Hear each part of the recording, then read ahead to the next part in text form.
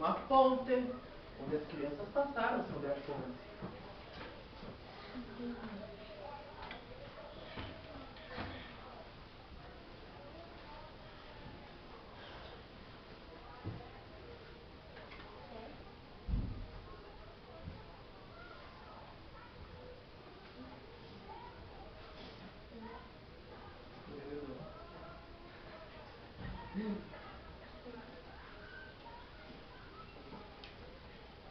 Um escorregador. Foi então que as três partes tiveram uma ideia.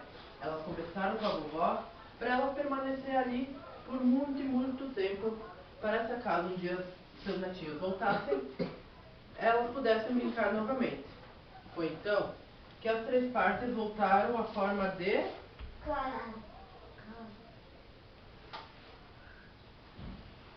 uma casa. E ali elas permaneceram, até que os seus netinhos voltaram a brincar. Ali a vovó plantava, colhia e cuidava muito bem das três partes. E assim a história acabou. Bate palma quem gostou. A